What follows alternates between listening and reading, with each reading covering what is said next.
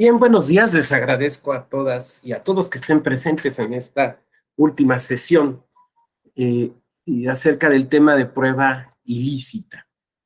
La intención entonces el día de hoy es analizar algunos casos eh, mexicanos y específicamente al final algunos casos de la materia electoral. Les quiero poner por acá, les voy a poner una liga a un texto y ahorita les voy a platicar por qué.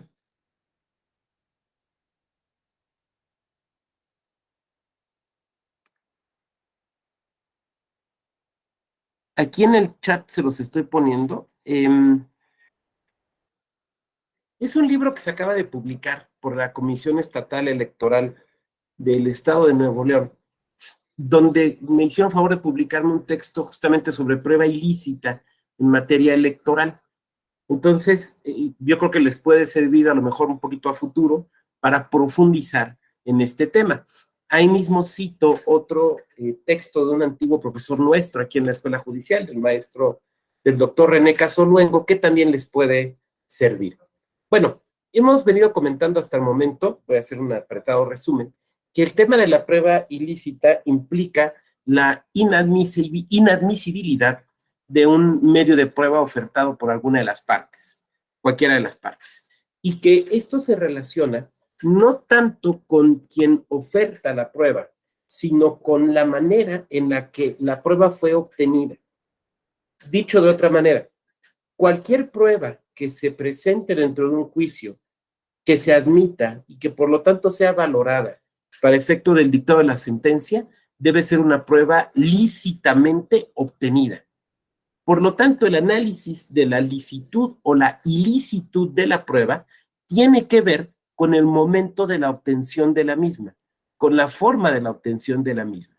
No tiene que ver con otras cuestiones anexas, que creo que ya lo comentábamos en la primera sesión, como por ejemplo el tema de si es una prueba admisible por sí o no, si es contraria a la moral, a las buenas costumbres, todos esos otros temas que no digo que no sean temas relevantes o que no sean temas importantes en materia probatoria o en cuestiones probatorias, pero que no son estrictamente cuestiones de prueba ilícita. Segunda, que también como hemos venido puntualizando, hay más que en la doctrina, digamos, más que en la teoría, en la doctrina jurisdiccional, hay dos maneras de entender el tema de la prueba ilícita. O lo encontramos vinculado a un tema de derechos humanos, o lo encontramos vinculado a un tema de legislación secundaria y de criterios judiciales.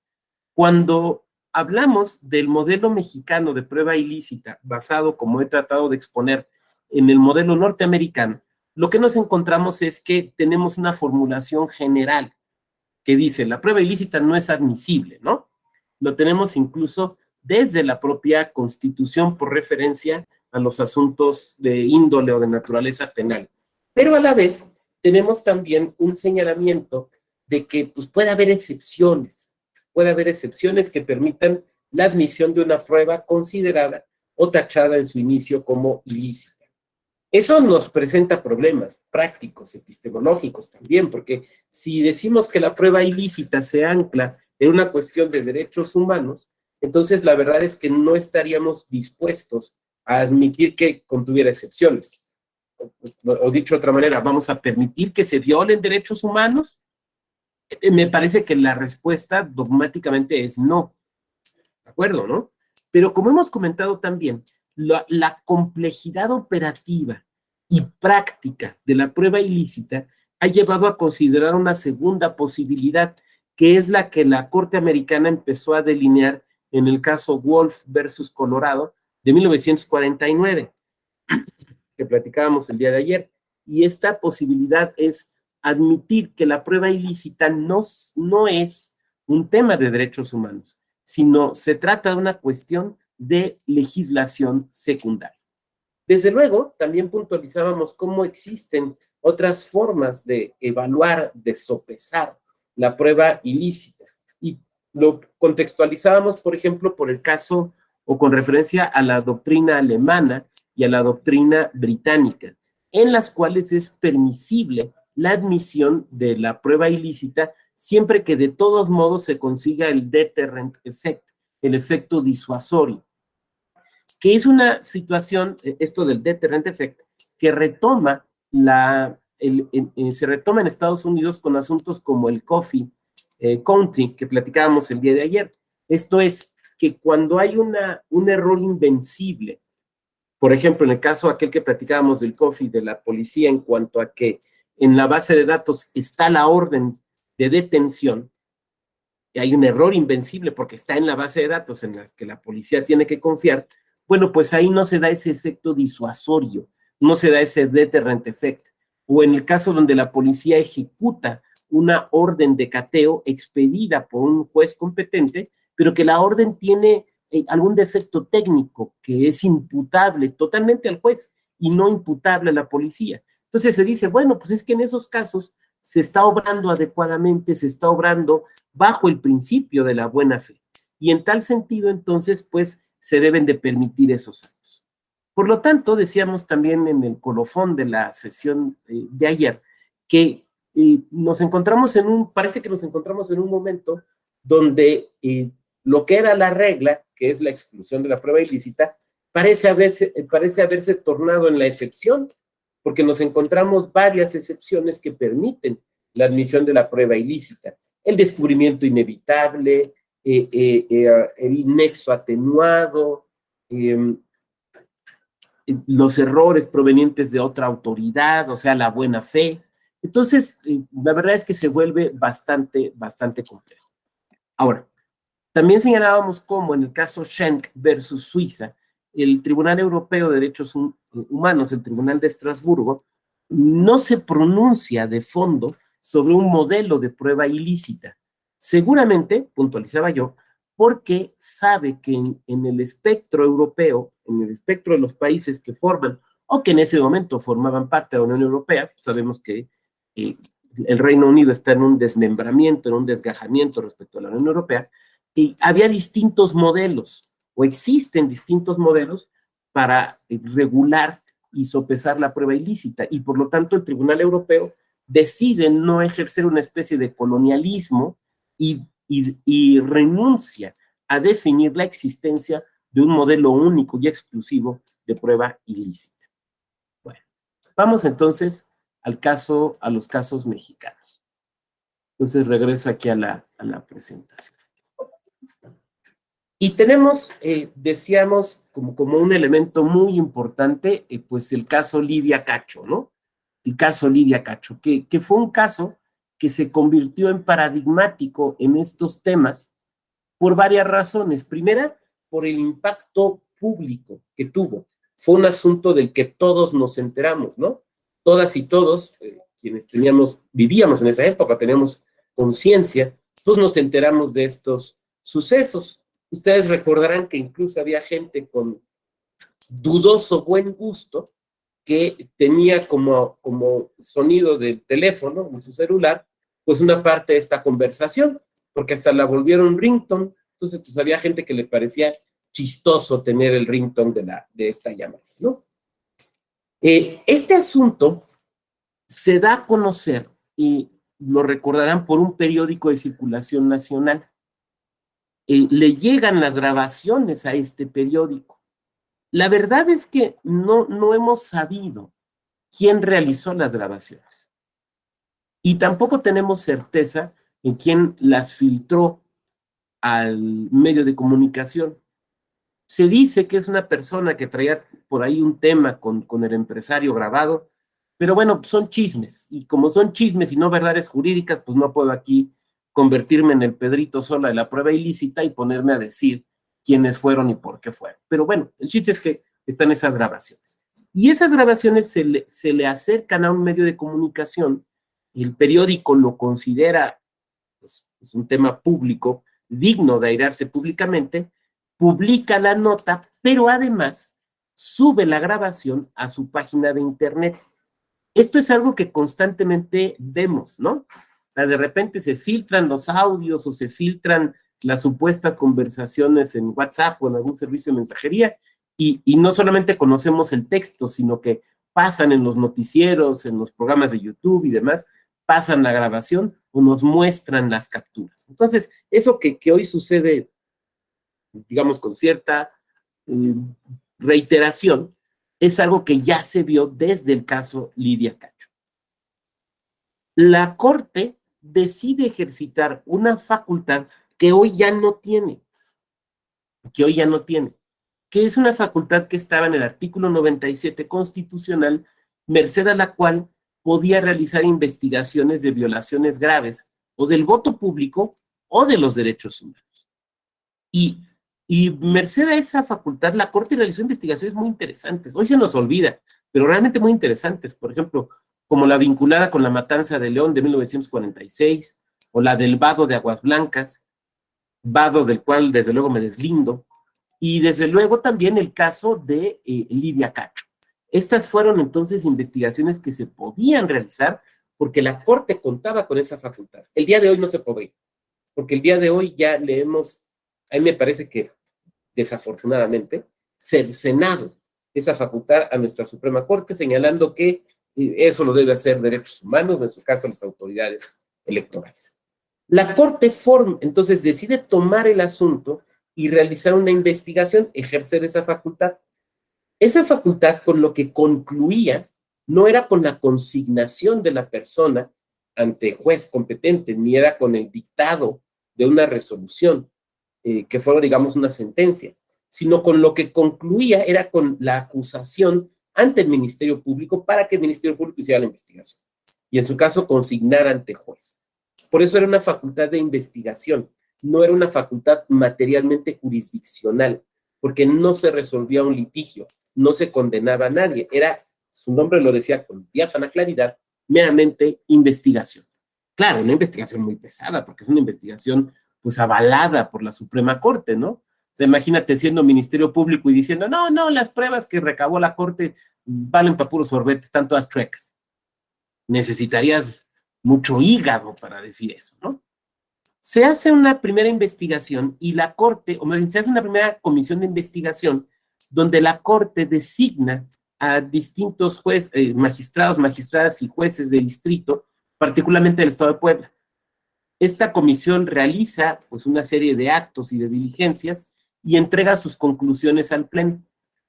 Al Pleno le pareció que no se había profundizado lo suficiente y ordena o crea una nueva comisión. La segunda comisión, donde solo participa un magistrado o magistrada de la primera comisión, pues presenta sus conclusiones que van pues en un sentido muy acusatorio, por decirlo de alguna manera. Entonces el asunto se debate en la Corte y el punto central del debate de la Corte, para efectos de nuestra sesión, fue la validez de las grabaciones, la validez procesal de las grabaciones. No hay ninguna duda de que al menos sí es la voz de uno de los supuestos grabados. No hay duda, porque lo aceptó. Tampoco hay duda en cuanto a que fue una grabación ilegal. Ninguna de las partes que se escuchan en la grabación acepta, está consciente de que se está grabando. Ninguna de las partes de la grabación acepta habérselo entregado al periódico. No hay tampoco constancia alguna de algún juzgado que hubiera permitido el pinchazo del teléfono, la intervención de las comunicaciones. No lo hay. Por lo tanto, es una prueba obtenida ilícitamente. Hay una ilegalidad de origen. De eso tampoco hay duda. Pero tampoco hay duda de la gravedad de los sucesos. De un alto funcionario público poniéndose de acuerdo con un empresario poderoso para maltratar a una periodista que les resulta incómoda. Eso es un hecho muy grave. Es un hecho muy grave desde distintas perspectivas. Sí, desde una perspectiva de los derechos humanos de la persona maltratada, pero también desde la perspectiva de un Estado democrático. Un Estado democrático requiere una prensa fuerte, requiere que protejamos la función de informar y de opinar. Por lo tanto, por todos lados es un asunto complejo. No es un asunto, a ver, a la Corte no le llegan asuntos de pagué o no pagué el cheque de 5,000 pesos. No, tampoco le llegan asuntos de, pues, está bien dictada, no la sentencia de divorcio. No, le llegan, nada más porque sí, no, le llegan asuntos trascendentes, relevantes. Y la Corte, al atender este tema, sabe que va a mandar un mensaje. Sabe que va a mandar un mensaje. Un mensaje que puede tener distintos efectos. Y como bien dice don Néstor Pedro Sagüez, distinguido procesalista sudamericano, los tribunales constitucionales tienen que hacer una interpretación previsora. ¿Qué quiere decir interpretación previsora? Quiere decir que deben estar atentos a los efectos, particularmente políticos, de sus decisiones. Entonces, ¿eso quiere decir que la Corte se debe dejar guiar por criterios partidistas? No. ¿Por criterios de oportunidad política? No. Lo que significa es que la Corte no puede decir, hágase la ley aunque perezca el mundo. No puede decir eso. La Corte tiene que decir, hágase la ley y que continúe el mundo, ¿no? Entonces, todo esto, lo que nos enmarca es una decisión sumamente compleja en lo técnico, pero también sumamente compleja en cuanto a los efectos que iba a tener la decisión de la Corte. Cuando se debate este asunto, interviene el señor ministro Genaro David Góngora Pimentel, que aquí lo tenemos cubriéndose la boca, interviene y estas palabras que transcribí literal, tienen ahí un errorcito, pero es que así está en la versión estenográfica de la Corte, y quién soy yo para andar corrigiendo a la Corte, ¿no? No sería yo tan soberbio. Déjenme les platico algo. Les voy a platicar de un soberbio. En mi otra vida, o sea, en mi vida de consejero entre 2014 y 2020, pues había por ahí un asunto complicado, ¿no? Con un área de derechos humanos, la Comisión de Derechos Humanos. Entonces, tuvimos una reunión con el comisionado. Entonces, me pide el presidente, llevado una compañía, sí, vamos. Fuimos al restaurante de un hotel que tenía un café famoso por malo, café malo. Bueno, entonces ahí estábamos. Entonces empezamos a platicar con este señor y le empiezo a decir, bueno, mira, lo que pasa es que los criterios es que, y la Constitución, lo decía yo con mucho respeto, obviamente, ¿no? Las autoridades en materia de derechos humanos no tienen competencia en materia electoral. Lo que tú estás diciendo es una materia formalmente electoral. Me dice, no, mira, Val, a ver, yo le he mandado recomendaciones incluso a la Suprema Corte de Justicia. Ya si yo supero la. Pues obviamente me quedé callado. O sea, ya cuando le quieres enseñar el Padre Nuestro a San Pedro, pues ya uno triste, mortal, ¿qué puede decir, no? Pero, perdón, a lo mejor es que yo me haga chiquito, pero a mí me parece una incorrección y un acto de soberbia pretender corregir a la Corte, ¿no? O sea, así nomás porque sí. Entonces, bueno, pues yo no voy a caer en ese acto de soberbia, yo no voy a corregir a la Corte. Me voy a regresar aquí a la presentación. Y don Genaro David en la discusión dice estas palabras. Por favor, quien me quiera ayudar a leer esta lámina, por favor. ¿Quién quiera? Dice, adelante, adelante. Dice, yo estimo que las grabaciones telefónicas que dieron origen a la investigación sí pueden ser tomadas en cuenta en esta indagatoria, no solo por el reconocimiento que de ellas hizo Kamel Nasif mediante desplegado en un periódico de circulación nacional, El Universal, de 19 de septiembre de 2006, sino porque la regla de exclusión probatoria contenida en el artículo 16, párrafo 9 y 10 de la Constitución no cobra aplicación tratándose de las investigaciones del artículo 97. El citado artículo señala que las comisiones privadas son inviolables y que las intervenciones autorizadas se ajustarán a los requisitos y límites previstos en el propio precepto constitucional y en las leyes, sin lo cual carecerán de todo valor probatorio.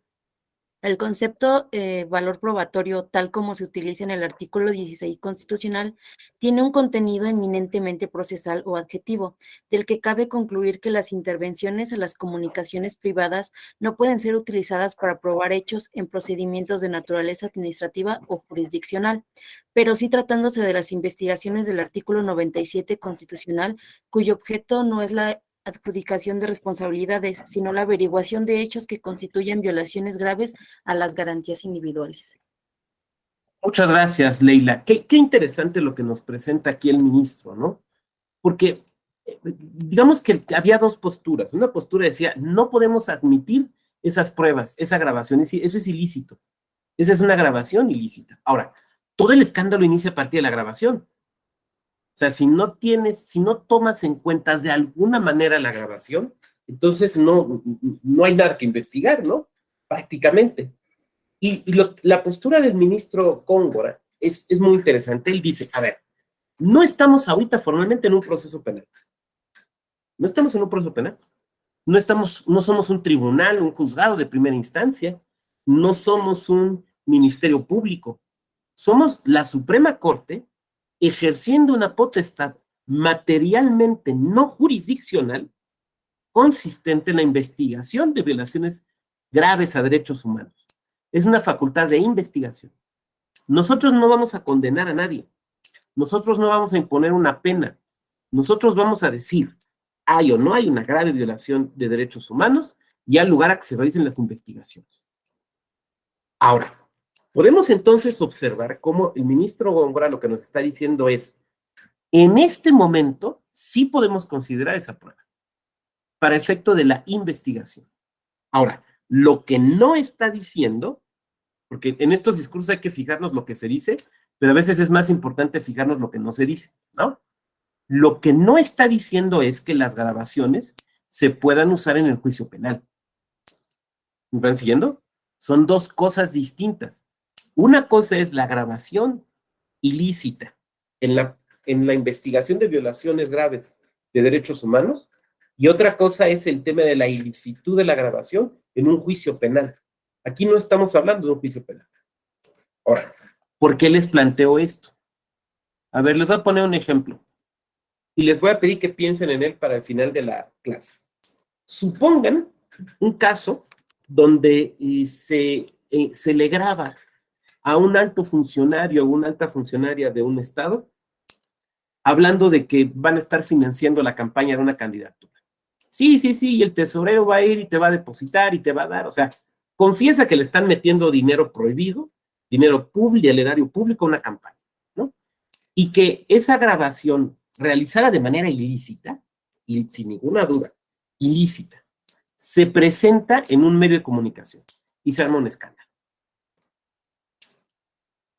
La Unidad Técnica de Fiscalización del INE podría abrir una carpeta e investigar con esa grabación. Yo no estoy diciendo, fíjense lo que estoy preguntando, yo no estoy diciendo, ¿el INE puede sancionar con esa grabación? No, yo no estoy diciendo eso. Yo estoy preguntando, ¿se puede iniciar una carpeta dentro de la Unidad Técnica de Fiscalización para empezar a investigar qué onda con el financiamiento de esa campaña? Ahora, pensemos en la entidad superior de fiscalización de esa entidad. Y entonces su titular está escuchando el radio en ese momento y escucha la grabación. Insisto, no hay duda, es una grabación ilícita. O sea, no nos pongamos a pelear cómo la hacemos para que sea lícita. No, es ilícita, no le den vueltas. ¿Puede la entidad superior de fiscalización, por ejemplo, ordenar una auditoría con base en esa grabación para ver si hay alguna irregularidad en el uso de los fondos públicos de esa dependencia, de la cual es titular al que echaron grabando? No me lo respondan ahorita. Vamos a meditarlo y lo vamos a abordar hacia el final de nuestra sesión, ¿de acuerdo? ¿Nos quedó claro? ¿Sí? ¿Sí fui claro en la preguntita? Bueno, perfecto. Muy bien, sigamos. Me van a decir, oiga, doctor, pues está medio complicado, está medio difícil. Y yo les diría, pues, ¿quién les dijo que el derecho electoral es fácil? Fácil divorciar gente, pues ahí hay doctrina de 2000 años de antigüedad. Fácil cobrar cheques, tenemos 500 años de doctrina en eso, ¿no? Pero estos temas no son tan fáciles. Bien, la Corte ha establecido algunos criterios. Por ejemplo, tenemos este criterio de 2008. Intervención de comunicaciones privadas sin autorización judicial. Las grabaciones derivadas de actos de esta naturaleza constituyen pruebas ilícitas que por mandato expreso del 16 constitucional carecen de todo valor probable. Y nos va diciendo, en los párrafos 9 y 10 del citado precepto, se establece el derecho fundamental a la inviolabilidad de las comunicaciones privadas, cualquier tipo de comunicación, que únicamente la autoridad judicial federal podrá autorizar su intervención. Ojo, la autoridad judicial federal, no la local. A petición de la autoridad a quien faculte la ley o el titular del Ministerio Público de la entidad federativa correspondiente. En la inteligencia que esas autorizaciones no podrán otorgarse cuando se trate de materia electoral, fiscal, mercantil, civil, laboral o administrativa. No hay intervención de comunicaciones en materia electoral. No la hay. Ustedes no pueden llegar a la sala superior, a la sala Jalapa, la Monterrey, cualquiera de estas salas, solicitando, oye, es que sospechamos que el presidente o la presidenta de este partido está ahí obteniendo financiamiento ilegal. Ya ven que ahora, por ejemplo, ya tenemos gente que habla idioma alien, se puede comunicar con los aliens. Entonces, pues están obteniendo financiamiento ilegal de Marte, ¿no? Se intervienen las comunicaciones. No, no, no se puede, porque no se puede ordenar la intervención de comunicaciones para la materia electoral. Bueno, la sala no me lo puede ordenar, pero pues, ¿qué tal el Tribunal Electoral de mi estado? No, tampoco, por dos razones. Primera, porque no es judicatura federal. Segunda, porque es materia electoral, no se puede. Pero es que están cometiendo un delito. A ver, no, espérate. Tú lo que quieres es demostrar un ilícito administrativo electoral. Entonces no se puede hacer intervención de comunicaciones, ¿de acuerdo? Tú lo que quieres demostrar es un ilícito penal electoral, entonces sí. Porque ustedes saben, hay una ley general de delitos electorales. Entonces, si lo que pretendes probar es un delito de esa ley, ahí sí. Pero ojo, no vas a buscar ahí al magistrado Reyes, oiga, por favor, permíteme la intervención. No, vas a tener que ir con un juez de control en materia penal, porque es un asunto penal. Esta parte es muy importante que nos quede clara. ¿Fui claro? ¿No hay alguna duda? ¿No hay duda? Ok. Quiero intervenir comunicaciones para demostrar que falsificaron credenciales de elector. Bueno, ese es un delito. Falsificar credenciales de elector es un delito. Claro, la credencial de elector es un documento electoral, pero la falsificación del mismo es un delito. Entonces ahí sí se puede. No, es que quiero intervenir comunicaciones para demostrar que me hicieron chanchullo en el proceso interno de selección de candidatura. No, a ver, ese es un asunto electoral. Tendrás que probarlo de otra manera, pero ahí no va a tener lugar la intervención de comunicaciones. Bueno, vamos a ver dos criterios de la Corte muy relevantes, muy importantes, cercanos en el tiempo, entre los cuales hubo, salvo mejor comentario que ustedes quieran hacer, pues un aparente cambio de criterio. Entonces empezamos con este. Quien nos lo quiera leer, por favor. ¿Alguna voz que no hayamos escuchado? Yo lo leo si quiere. Adelante. Criterios de la Suprema Corte de Justicia. Prueba ilícita. Las pruebas obtenidas directa o indirectamente violando derechos fundamentales no surten efecto alguno. La fuerza normativa de la Constitución y el carácter inviolable de los derechos fundamentales se proyectan sobre todos los integrantes de la colectividad, de tal modo que todos los sujetos del ordenamiento, sin excepciones, están obligados a respetar los derechos fundamentales de la persona en todas sus actuaciones, incluyendo la de búsqueda y ofrecimiento de pruebas, es decir, de aquellos elementos o datos de la realidad con los cuales poder defender posteriormente sus pretensiones ante los órganos jurisdiccionales. Pues, Así, ¿sí? Sí, adelante, adelante. Ok. Así, a juicio de esta primera sala de la Suprema Corte de Justicia de la Nación, las pruebas obtenidas directa o indirectamente, violando derechos fundamentales, no surtirán efecto alguno. Esta afirmación afecta tanto a las pruebas obtenidas por los poderes públicos como a aquellas obtenidas por su cuenta y riesgo por un particular. Asimismo, la ineficacia de la prueba no solo afecta a las pruebas obtenidas directamente en el acto constitutivo de la violación de un derecho fundamental, sino también a las adquiridas a partir o a resueltas de aquellas, aunque en su consecución se hayan cumplido todos los requisitos constitucionales. Tanto unas como otras han sido conseguidas gracias a la violación de un derecho fundamental, las primeras de forma directa y las segundas de modo indirecto, por lo que, en pura lógica, de acuerdo con la regla de exclusión, no pueden ser utilizadas en un proceso judicial. Muchas gracias. Este criterio es muy interesante por varias razones. Primera, porque claramente la Corte ancla el tema de prueba ilícita en derechos humanos. lo está diciendo desde el inicio. Es más, desde el rubro, ¿no? Nos dice, prueba ilícita, las obtenidas directa o indirectamente, o sea, la prueba ilícita directa y la indirecta, o sea, recoge la doctrina de los frutos del árbol envenenado, ¿no? Violando derechos fundamentales, no surten efecto alguno. ¡Pum! Ya de entrada. Si hay violación de derechos humanos, es prueba ilícita. Y si es prueba ilícita, no se puede admitir. No se va a valorar. A volar palomas. Y bueno, ya después viene todo el rollo, pues, pero viene este señalamiento. Por otra parte, también nos dice otra cosa muy importante. La prueba ilícita puede provenir no solo de autoridad, sino también de particulares. También de particulares. En buena parte de los casos norteamericanos que nosotros observábamos, la prueba ilícita proviene de autoridades. Son las policías, las fiscalías, el IRS, quien está ofreciendo pruebas ilícitas. Pero aquí nuestra corte nos dice que la prueba ilícita también puede venir de un particular. Por lo tanto, un particular no puede decir, en tanto soy persona de derecho privado, yo sí puedo ofrecer pruebas ilícitas. No, porque insisto en algo que comentaba yo desde ayer. La ilicitud de la prueba no tiene que ver con quién la obtiene, tiene que ver en cómo se obtiene. Entonces, tan puede ser una grabación ilegal proveniente de un particular como proveniente de una autoridad.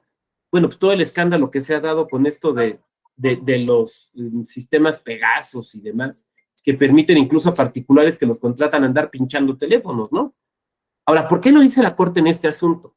Bueno, pero antes quiero que observemos algo.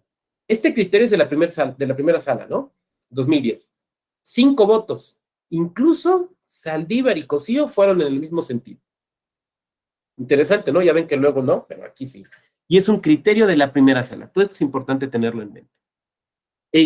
Este es un asunto muy interesante. Derivó de este amparo directo en revisión de 1621 de 2010. Lo voy a platicar porque nos da pautas importantes a atender.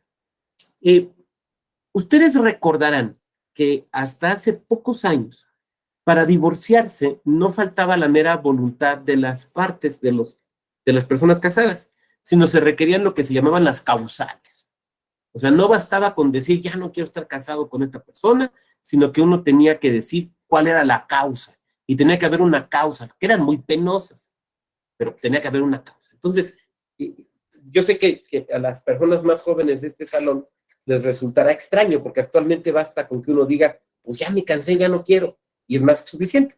Pero antes tenía uno que decir, pues es que me fui infiel, es que me maltrata, es que no aporta para la casa, es que me rechaza constantemente, cualquiera de las causales que hay.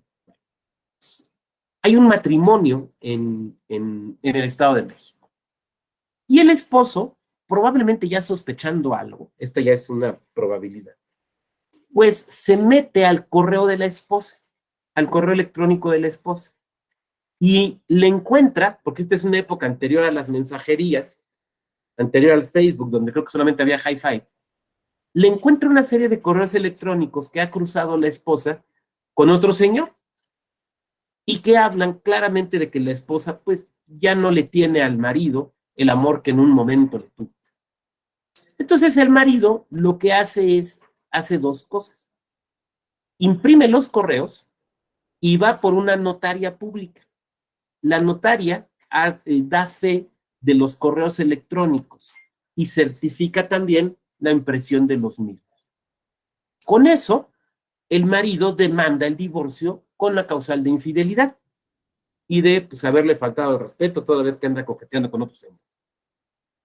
Bueno, hasta allí podría parecer un chisme de todos los días, ¿no? A cuántas y a cuántos no les encuentran mensajes incriminadores y después, pues de ahí se cuelgan. Pero el asunto llega ante la Suprema Corte porque lo que plantea los abogados o abogadas, no desconozco el género, de la esposa es que no se podía dictar sentencia de divorcio y mucho menos condenándola en razón de que la prueba era ilícita, de que habían obtenido ilegalmente, ilícitamente, los correos de la esposa y que estos correos estaban tutelados, protegidos por el secreto de las comunicaciones privadas. El día de hoy la solución nos parece clara, pero estamos hablando de un asunto de 2010, o sea, hace 12 años. La solución no era tan clara. No estábamos tan impuestos o acostumbrados al uso del Internet, ¿no? Y sobre todo no había un robusto desarrollo jurisprudencial de lo que sucede en Internet. Ahora ya hablamos hasta de prueba digital, ¿no? Me buscaban la semana pasada, justamente el sábado, la semana pasada, de un poder judicial local, oye, queremos unas pláticas sobre prueba y que no sé, sí, cómo no, con gusto. Oye, alguien que sepas experto en prueba digital, una persona experta en prueba digital, ya recomendé una amistad de la corte, ¿no? Ahora ya tenemos personas expertas en prueba digital y tenemos protocolos y sabemos cómo hacer, por ejemplo, fes de hechos u oficialías electorales cuando tiene que ser de cuestiones digitales, todo eso, ¿no? Pero en 2010 no. Entonces, el primer tema a debatir es, a ver, hay una expectativa de privacidad de los correos electrónicos similar a la que se tiene respecto del correo postal. Esa era la primera pregunta. Y la Corte, utilizando un argumento analógico, dice, sí, porque también es correo, porque también es comunicación privada entre las partes, porque también es una comunicación de la que las partes esperan una privacidad. Por lo tanto, sí, también se da esa protección. Protección que hoy sabemos se extiende también a los mensajes de texto, ¿no? Miren, esa es una de las razones, perdón que aquí me psicoanalice, por las cuales no me gusta leer los epistolarios. Las cartas que fulanita le escribió a Perenganito, ¿no? O sea, son muy famosas las cartas de Rulfo a su novia Clara, ¿no? Pero me da como pudor, me da como pena, o sea, piensen cuando uno manda, pues ya cartas no, pero mensajitos de amor, ¿no? Pues está uno enamorado, ya sé, hay un poemita todo chungo, pero pues es el amor el que le gana a uno, ¿no? Entonces mando, no hay cosas, pero es para que lo lea la otra persona, ¿no? A mí me da mucho pudor. Entonces no leo libros de epistolarios. El único que sí leí, pero es que mi admiración por el personaje me ganó, fue el epistolar, las cartas de Glenn Gould, del pianista Glenn Gould. Pero ahí sí, no me pude. Pero afortunadamente no vienen cartas de amor. Glenn Gould, si ustedes lo buscan, era un tipo muy, parecía una computadora, ¿no? El mejor pianista del siglo XX. Se enamoró de una mujer casada. Un tiempo estuvieron juntos, después de ella se fue. Y durante 2 años, todas las noches él le hablaba, nada más para oír su respiración. Si eso no es amor, yo no sé qué sea. Por las cuentas, además de las llamadas, ¿no? Pero bueno, entonces la Corte dice, no, también respecto de los correos electrónicos, hay una expectativa de secrecía. Cuando yo era chico y todavía nos mandábamos cartas y había telegramas, ahora que telégrafos incluso está desapareciendo, a mí me enseñaron de chiquito que nunca se mete la mano en la bolsa de una mujer y nunca se abre una carta. Pero si es un telegrama, sí, porque los telegramas se usaban para las noticias más urgentes. Entonces ahí sí había que enterarse con rapidez. Ahora todo eso ha desaparecido porque tenemos mensajería instantánea, pero bueno, les está hablando un señor que nació en 1973, entonces pues en mi época sí todavía nos escribíamos cartas. Segunda, se obtuvo ilícita, o sea, ya sabemos que sí hay una protección de la secrecía de las comunicaciones de manera electrónica. Pero viene el segundo comentario. ¿La prueba se obtuvo ilícitamente? El marido decía que no, bueno, sus abogados o abogados decían que no, decían, a ver, el señor entró a los correos porque la señora, una vez hace tiempo, le dio su clave, porque había que mandar un correo. Entonces la pregunta es, si yo ya le di la clave a esa persona para siempre, ¿puede entrar a mi correo? Claro, ustedes me van a decir, pues qué burro, ¿por qué no la cambió luego? No, no, a ver, esa es otra cosa. Ser tonto no es ilegal, perdón. Ser tonto no es ilegal. Es ser tonto, pero no es ser ilegal. Entonces la señora no tenía la obligación de cambiar su correo. Pongamos un ejemplo. Supongamos que la compañera Irene Flores y yo trabajamos juntos. Entonces Irene tiene que salir por alguna razón, no trae el servicio de correo instalado aquí en el teléfono y le hablan porque tiene que contestar un correo urgente del trabajo. Es una cuestión muy importante. Entonces me habla, me dice, oye, Vado, échame la mano, mira, me mandó un correo fulanito de tal, con este rubro, tú contéstale que sí, que la paquetería va a llegar el 4 de julio, el 4 de julio. Pero es muy importante que le contestes eso. Yo le voy a decir, ¿cómo no, Irene? Pero ¿desde dónde le contesto? Entonces Irene me va a decir, mira, entra a mi correo y la clave es esta. Me la voy a inventar. pájaroquenovuela.com 425. Ya, esa es la clave. Una clave que nadie va a tener. Entonces, yo entro al correo de Irene con su autorización, pero yo lo único que puedo hacer es entrar al correo específico, al mensaje que ella me dijo, y contestarlo de la manera que me dijo. Posteriormente salirme. Yo no puedo revisar los demás correos. Yo no puedo contestar los demás correos. Yo no puedo modificarle su libreta de direcciones. Yo no puedo imprimir sus correos. No puedo hacerlo. ¿Estamos de acuerdo? Si lo hago es ilegal. Pero es que ella me dejó entrar, sí, güey, pero no para siempre. O sea, no es un correo compartido, no es como una cuenta de banco mancomunada, ¿no? No, no es un correo compartido. Es el correo de ella que me está pidiendo que le ayude para eso. Entonces, ¿el marido podía seguir usando la clave y seguir entrando? No, no. Pero es que me la dio, pero te la dio para algo en concreto. No te dijo, mi amor, ten para que siempre sepas que te soy fiel. No, no, no, no. Si no es novela de Corín Tellado. No, claro que no. Bueno, ok.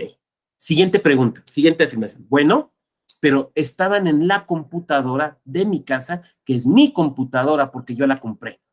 Si está dentro de mi computadora, entonces es mío. Pero también sabemos que eso es falso. O sea, tecnológicamente sabemos que los correos no están dentro de la computadora, ¿de acuerdo? Están en bases de datos externas, seguramente en Estados Unidos, pero no están dentro de la computadora. Lo que sucede es que tú usas la computadora para entrar y acceder, pero no es que estén dentro de tu computadora, a menos que, desde luego, hagas copias de respaldo y los tengas en el cerebro de tu computadora. Pero este no fue el caso. El señor no entró a copias de respaldo, el señor entró directamente a la cuenta de la señora, de la esposa. Bueno, pero es que estaban aquí unas copias de los correos, los certificamos, sí, pero pues si no les sacamos las copias, tú las imprimiste, ¿no? Entonces, desde luego, esa es prueba ilícita. Aquí la Corte determinó, por las razones que he tratado de explicar, que se encontraba en presencia de prueba ilícita. Ahora, ustedes me dirán, oiga, doctor, pero pues es un matrimonio, estamos en sede electoral, pues, ¿de qué estamos hablando? Y yo les diré que conozco matrimonios y parejas que inician en proceso electoral. Pero es que claro, o sea, te llevas 15, 16 horas trabajando diario y de repente ya me empiezas a ver con copete, o sea, pues claro, pero no es por ese lado, sino por el lado de que aquí la Corte dice algo muy interesante. Puede provenir, la prueba ilícita puede provenir de particulares. La prueba ilícita no solamente puede provenir de autoridades, sino también de particulares. Y por otra parte también nos está diciendo, la prueba ilícita está prohibida en México por una cuestión de derechos humanos. Bueno, vamos a regresar aquí a la presentación. 2010 decíamos, ¿no? Pero para 2015, en la misma sala, y votando, por ejemplo, los ministros Saldívar y Cossío de nueva cuenta, de forma concorde, el criterio cambió. El criterio cambió. A ver, quien nos quiera ayudar a leer esta lámina, por favor.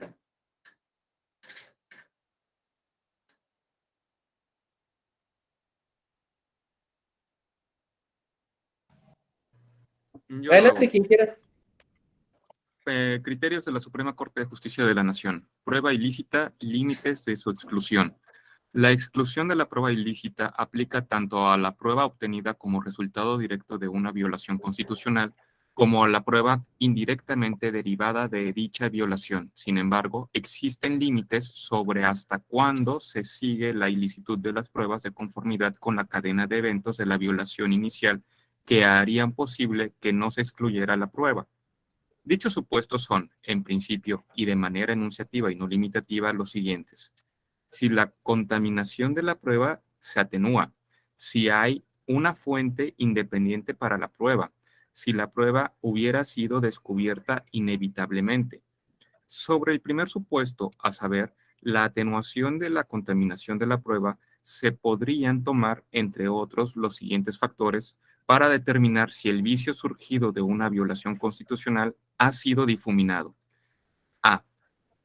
Cuanto más deliberada y flagrante sea la violación constitucional, mayor razón para que el juzgador suprima toda evidencia que pueda ser vinculada con la ilegalidad. Así, la violación es no intencionada y menor. La necesidad de disuadir futuras faltas es menos irresistible. B. entre más vínculos o peculiaridades existan existan en la cadena entre la ilegalidad inicial y la prueba secundaria, más atenuada la conexión. Y C, entre más distancia temporal exista entre la ilegalidad inicial y la adquisición de una prueba secundaria, es decir, que entre más tiempo pase, es más probable la atenuación de la prueba. En relación con el segundo supuesto, es necesario determinar si hay fuentes independientes para la prueba. Finalmente, el tercer punto, para no excluir la prueba, consistiría en determinar si ésta hubiera sido descubierta inevitablemente en el proceso. Dicho supuesto se refiere en general a elementos que constituyan prueba del delito que hubiera sido condenado, independientemente de la violación inicial. La aplicación del anterior estándar debe hacerse en cada caso concreto. Muchas gracias por la lectura. ¿Sí me escuchan? Sí, perfecto. A ver, aquí hay varias cosas que tenemos que observar. Primera, parece de inicio que vamos a continuar o que va a continuar nuestra corte con la idea de que la prueba ilícita es un tema de derechos humanos. Pero luego nos dice, hay límites para la exclusión de esa prueba ilícita. Y entonces uno empieza a tener dudas, ¿no? O si es un tema de derechos humanos, entonces, ¿qué? ¿Sí se pueden violar poquito? Como decía aquel presidente de la República, ¿no? ¿Sí se le puede dar un poquito de tortura a la Constitución? Entonces nos dice, la exclusión de la prueba ilícita aplica tanto a la obtenida como resultado directo de una violación constitucional como la indirecta. O sea, sigue retomando la teoría del poisonous string, ¿no? Sin embargo, existen límites sobre hasta dónde se sigue la ilicitud de la prueba. Aquí la Corte, entonces, reconoce que puede haber límites a la ilicitud. Por lo tanto, que cuando se presentan uno de estos límites, la prueba ilícita es admisible y es válida, o digamos, lo que parecía prueba ilícita, resulta que no lo es, y que entonces es admisible y es válida para motivar una sentencia. Ahora, nos dice cuáles son los supuestos. Ahora, fíjense lo que dice. Dichos supuestos son, en principio y de manera enunciativa, no limitativa. Por lo tanto, las excepciones que recoge la Corte es un listado abierto. Yo cometería una equivocación si les dijera, la Corte solo admite estas excepciones. No, porque aquí lo está diciendo con mucha claridad este criterio, de manera enunciativa y no limitativa. Lo cual quiere decir que la Corte dejó abierta la puerta a que existan otras excepciones. Ahora, como ven ustedes aquí, todas las excepciones que ha tomado nuestra Corte provienen de la jurisprudencia americana. El día de mañana pudiera ser que la Corte tomara otra excepción nueva inventada por la jurisprudencia americana, o puede ser que nuestra propia Suprema Corte descubra o señale o cree otra excepción. Entonces, no es un números clausus, ¿no? O sea, no es un listado cerrado. Es un listado que tenemos que entender abierto y que por lo tanto puede haber otras opciones. Dice, si la contaminación se atenúa, ¿no? La excepción del nexo atenuado, ¿se acuerdan? Esta es la excepción del nexo atenuado. Si la fuente independiente, la excepción de la fuente independiente. Si la prueba hubiera sido el descubrimiento inevitable, el Nix versus Williams, ¿no? Ahora, ¿cuál es el que no recoge? De todos los que vimos, ¿cuál es el que no recoge expresamente?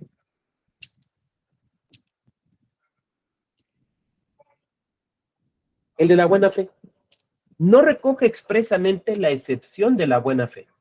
Ahora, ¿eso quiere decir entonces que la Corte no acepta la excepción de la buena fe? No. Porque lo dice arriba, es enunciativo, no limitativo. Entonces, en este criterio, la Corte no recoge de manera expresa el criterio de la buena fe. Pero eso no quiere decir que lo excluya. Pues cabe la posibilidad.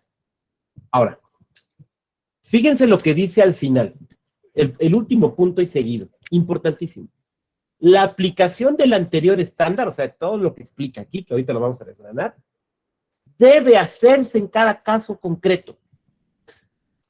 Aquí hay un mensaje muy importante para todos los jueces y juezas, para toda la judicatura que se encuentre con un problema de prueba ilícita, incluyendo desde luego en primerísimo lugar a la judicatura electoral.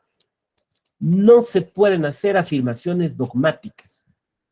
En una sentencia, en un asunto, cuando al resolverlo se presenta un problema de prueba ilícita, el juez o la jueza, la magistrada o el magistrado, no pueden simplemente decir, pues sí es prueba ilícita, ya. O no pueden decir, no es prueba ilícita, ya, no. La Corte lo dice, este estándar se tiene que realizar o aplicar en cada caso concreto. Entonces, el juez o la jueza tendrá que decir, a ver, aplicando los criterios de la Corte sobre licitud y ilicitud de la prueba, la admisibilidad de la misma, y verificando si nos encontramos en algún caso de excepción, que son los siguientes, consideramos que no, dado que para que opere la excepción de tal se debe dar tal y no se da para que opere. O sea, lo que estoy diciendo es que se está pidiendo al juez o a la jueza que realice un cuidadoso estudio del asunto y esto lo plasma en la sentencia. No se vale, entonces, que en asuntos de prueba ilícita, simple y sencillamente se afirme dogmáticamente que se encuentra en presencia de una prueba ilícita o que no es así. Entonces, hay que realizar un ejercicio cuidadoso de fundamentación y de motivación. Porque además, como traté de dejar claro, estas excepciones no son las únicas. Puede haber otras. Por ejemplo, si ustedes me preguntaran, oiga, doctor, ¿y cree que en México funcionaría la excepción de la buena fe? Yo diría que sí. En atención a que han recogido todas las otras, ¿por qué no recogerían esa?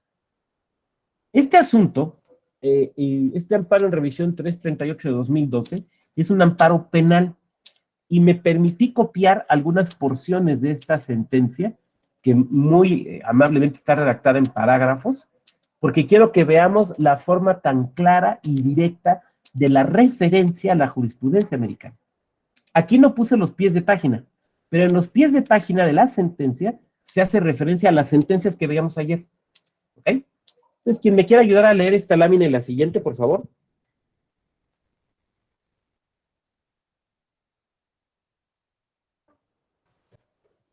Si quiere, yo le ayudo.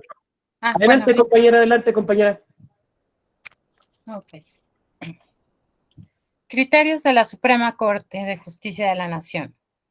Al respecto, esta primera sala destaca que existen límites sobre hasta cuándo se sigue la ilicitud de las pruebas de conformidad con la cadena de eventos de la violación inicial que harían posible que no se excluyera la prueba. Dichos supuestos serían, en principio y de manera enunciativa y no limitativa, los siguientes. A. Si la contaminación de la prueba se atenúa. B. Si hay una fuente independiente para la prueba. Y C. Si la prueba hubiera sido descubierta inevitablemente. Sobre el primer supuesto, a saber, la atenuación de la contaminación de la prueba, se podrá tomar, entre otros, los siguientes factores para determinar si el vicio surgido de una violación constitucional ha sido difuminada. A. Cuanto más deliberada y flagrante sea la violación constitucional, mayor razón para que el juzgador suprima toda evidencia que pueda ser vinculada con la ilegalidad. Así, si la violación es no intencionada y menor, la necesidad de disuadir futuras faltas es menos irresistible. B.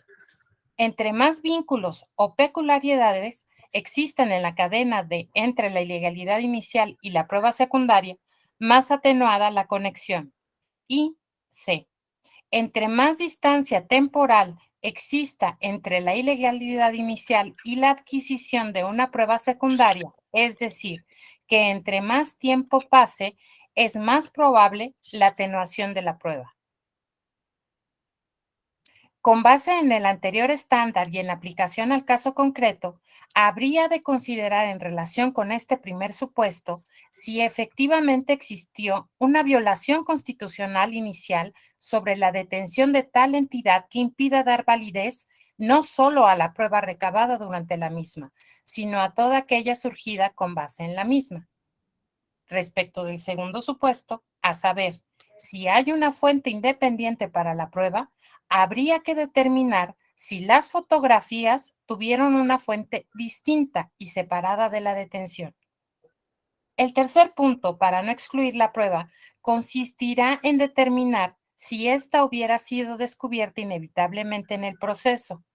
Dicho supuesto se refiere, en general, a elementos que constituyan prueba del delito, verbigracia, un arma o un cuerpo, que hubieran sido encontrados independientemente de la violación inicial.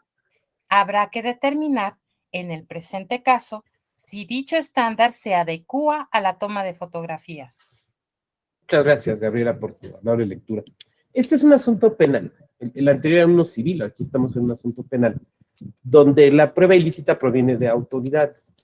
Y lo que sucede aquí es que pues detienen a una banda de fascinerosos que se dedican al secuestro y a la extorsión. Cuando los detienen y les encuentran unos celulares, la policía, bueno, pues desbloquea los celulares y encuentra pues los mensajes de extorsión y las fotos que toman a sus víctimas, todo ese tipo de cosas que uno supondría. Los llevan a la comandancia, les toman las fotografías de identificación y después, pues estas fotografías son usadas por las víctimas para identificarlas. Cuando esto sucede, en la defensa se aduce que fueron detenciones ilegales y el efecto sería que todos los actos posteriores y todas las pruebas recabadas en la detención y las indirectas, o sea, la prueba directa sería el teléfono, ¿no? Las indirectas serían los mensajes, las fotografías y la identificación por parte de las víctimas, pues se caerían y entonces no habría caso. Y aquí, como podemos ver, la Corte no le dice al juzgador si la prueba es ilícita o no. La Corte le respeta su competencia y no le dice si es ilícita o no es ilícita. La Corte le dice, a ver, aquí hay un parámetro que tú tienes que analizar. Porque hasta antes de este momento, digamos que la postura de la Corte era prueba ilícita, no se admite. Y aquí la Corte dice, bueno, pero es que puede haber excepciones. A ver, entonces tú no puedes simplemente decir es ilícita. Tienes que analizar si operan algunas de estas excepciones. Y como pueden ustedes observar, estas excepciones no son excepciones legales, no están en la ley. Son una creación pretoriana, son una creación jurisdiccional de Estados Unidos y que hemos copiado a México. Fíjense los términos, ¿no? Pero además, en la sentencia, no tan claramente en el criterio, pero sí en la sentencia, la Corte introduce el criterio del deterrent effect, del efecto disuasorio. Lo tenemos aquí marcado en amarillo. La necesidad de disuadir futuras faltas es menos irresistible. O sea, lo que está diciendo es que siempre que se determina la ilicitud de una prueba, sobre todo cuando esta es proveniente de la autoridad, se está pensando en cómo mandar un mensaje para que esto no se repita. Yo en materia electoral pensaría, no tanto en la autoridad, pero sí pensaría en un partido, ¿no? Que como sabemos, como saben ustedes, los partidos en la relación con los particulares se deben de comportar básicamente como si fueran autoridades. Entonces, bueno, aquí tenemos claramente esta referencia al efecto disuasorio. Y la referencia al efecto disuasorio claramente nos lleva a la excepción de la buena fe, ¿no? Entonces, bueno. Ok, sí. Vamos bien, estaba midiendo mi tiempo. En materia electoral, a ver, este criterio, el último que vimos es de 2015. En materia electoral, tenemos una jurisprudencia en materia de prueba ilícita que data de 2012. O sea, es anterior a este último criterio de 2015. Y este criterio de 2012 se fue construyendo desde 2010. Entonces vamos a verlo. ¿Quién me puede ayudar con la lectura?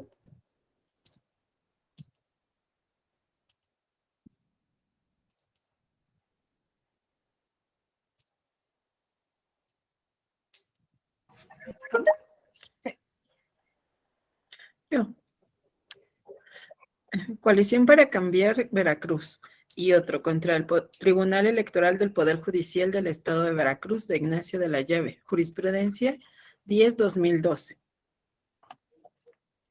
Grabación de comunicaciones privadas. Carece de valor probatorio en materia electoral de los artículos 16, párrafo 13º y 15º y 41, base sexta de la Constitución de los Estados Unidos Mexicanos.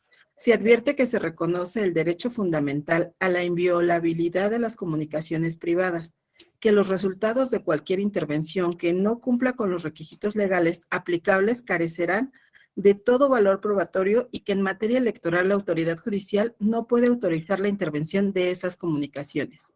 En esas condiciones, como las autoridades electorales deben observar los principios de constitucionalidad y legalidad de las actuaciones, es de concluirse que cualquier grabación o medio de prueba derivado de la intervención de una comunicación privada constituye una prueba ilícita que carece de todo valor probatorio en materia electoral.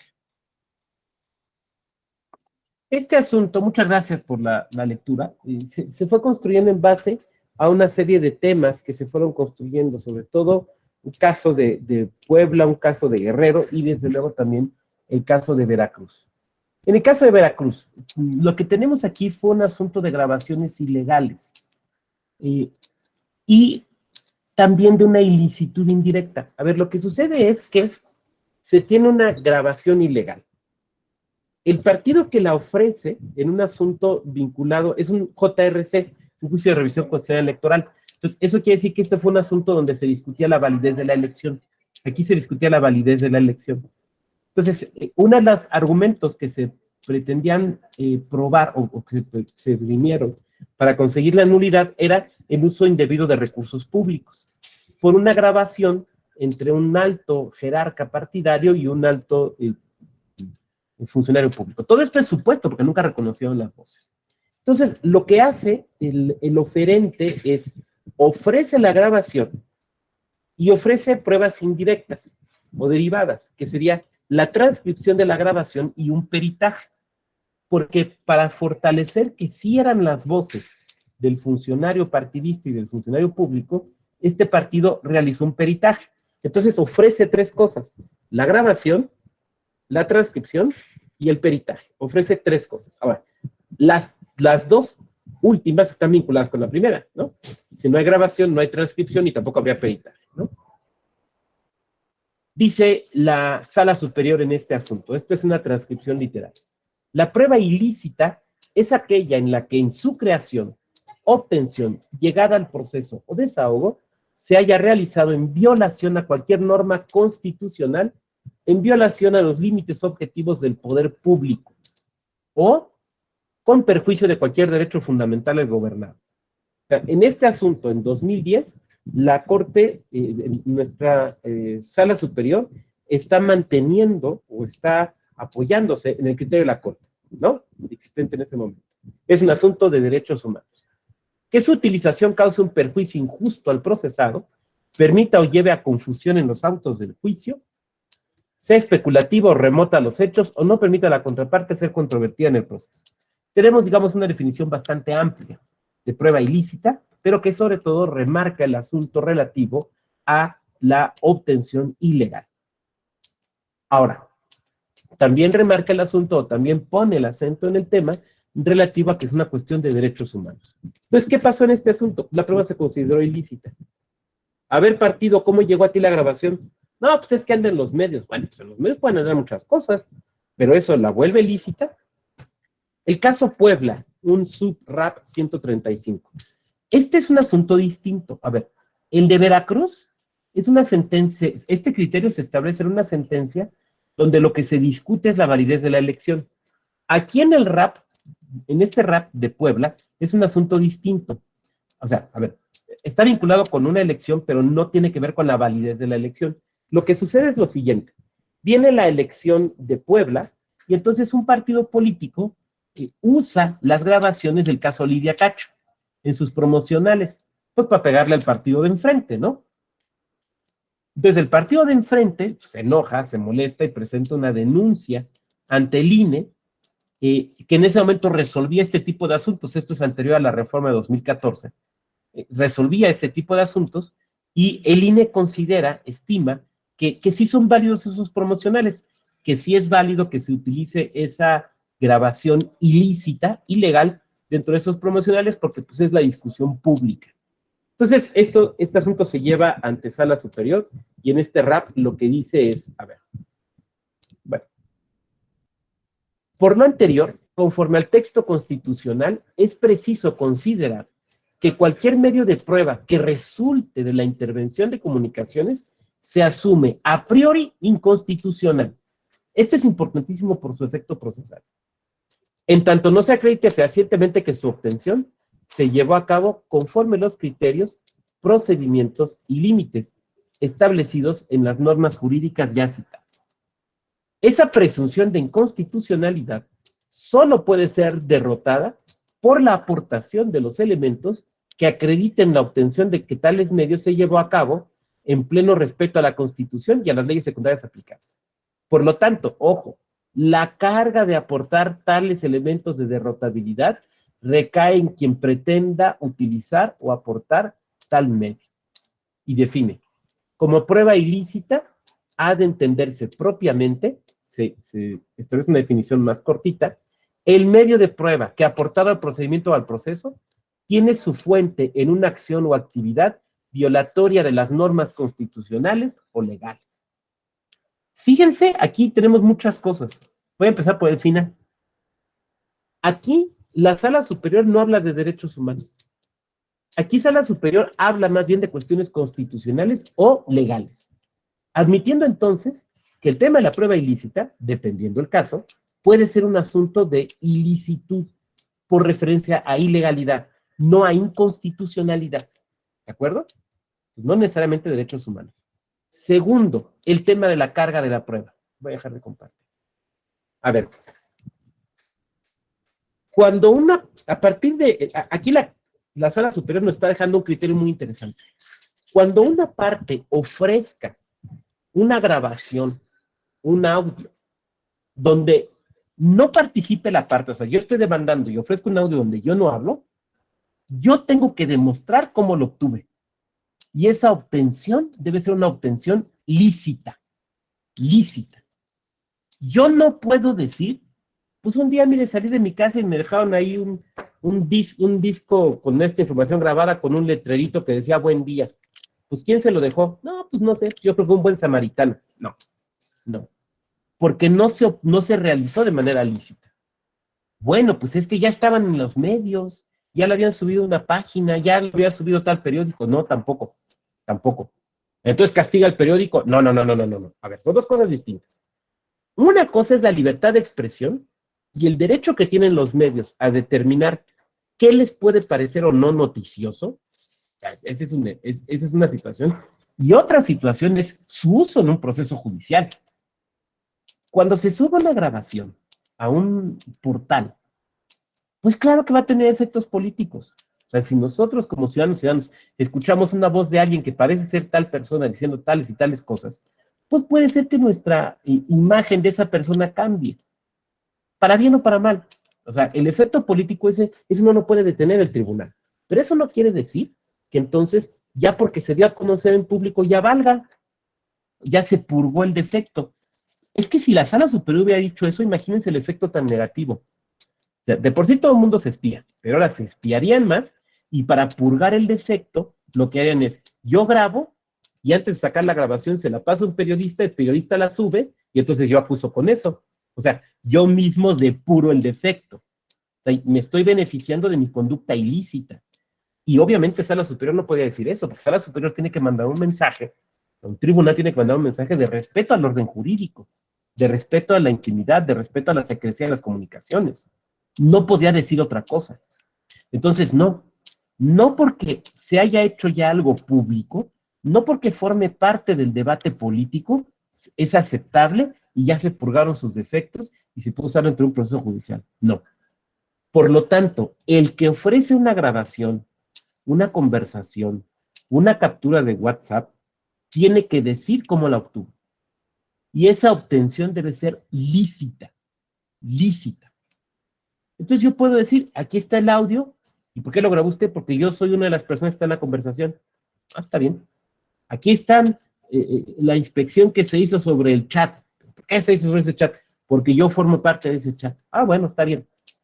A ver, aquí está este audio donde se oye a fulano y a perengano. ¿Y usted por qué tuvo acceso a él? Pues me lo hicieron llegar. No, pues no vale, es ilícito.